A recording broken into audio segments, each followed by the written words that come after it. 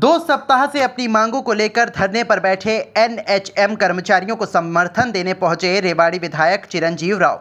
कहा, बेटी बचाओ बेटी पढ़ाओ का नारा देने वाली मौजूदा सरकार में बेटियों का धरने पर बैठना दुखद। विधानसभा सत्र में प्रमुखता से रखेंगे इन कर्मचारियों की बात। 2 दिन बाद रेवाड़ी में सीएम के आगमन पर सीएम को सुननी चाहिए इन बेटियों की बात।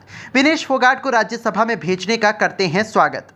विनेश को सिल्वर मेडलिस्ट की तरह नहीं, गोल्ड मेडलिस्ट की तरह सरकार को करना चाहिए सम्मान। बबीता फोगाट को हर बात पर करनी होती है राजनीति।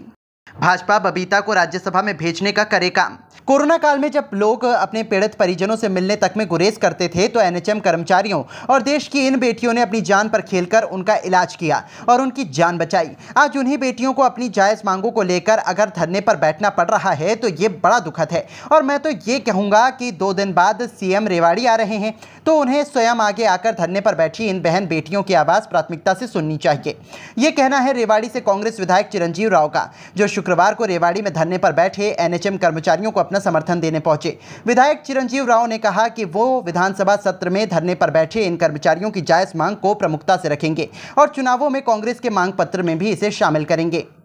कौशल रोजगार निगम में नौकरियों के सवाल पर कहा कि ये कच्ची नौकरी है, सरकार को इन्हें पक्की नौकरी देने का काम करना चाहिए। विनेश फोगाट को राज्यसभा में भेजने का करते हैं स्वागत। उन्हें सिल्वर मेडलिस्ट की तरह नहीं, गोल्ड मेडलिस्ट की तरह सरकार को करना चाहिए सम्मान। बबीता फोगाट पर तंज कसते हुए कहा कि बबीता फोगाट को हर बात पर करनी होती है राजनीति। उनका शायद यही दृष्टिकोण है। भाजपा बबीता को राज्यसभा में भेजने का करे काम। वक्फ बोर्ड विधेयक में संशोधन के सवाल पर कहा, वक्फ बोर्ड की पूरी जमीनों की प्रामाणिकता के साथ जांच होनी चाहिए, दूध का दूध और पानी का पानी हो जाएगा।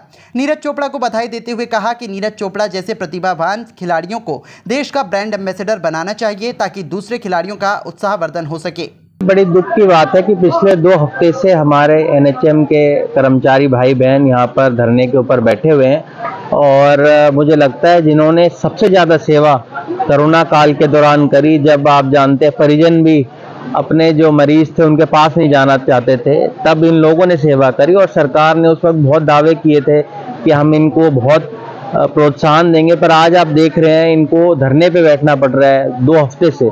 और जो सरकार नारा देती है बेटी बचाओ बेटी पढ़ाओ का, उनके अंदर इन बेटियों को इस कदर यहाँ बैठना पड़ रहा है। मैं तो मुख्यमंत्री जी से मांग भी करूंगा, 2 दिन बाद वो रेवाड़ी आ रहे हैं, मैं तो उनसे ये कहूंगा कि जब आप इतने बड़े बड़े नारे देते हैं तो इन बेटियों की बात को मानते हुए इनके जो वाजिब हक है, ये क्या मांगते हैं, ये कहते हैं 27 साल इनको नौकरी करते हो गए, उसके बाद भी आप इनको पक्का करने का काम नहीं कर रहे। ये बहुत दुखद भी है और आने वाले समय में जब विधानसभा का सत्र आएगा इनकी मांगों को हम पुरजोर तरीके से आने वाले समय के अंदर उठाएंगे भी।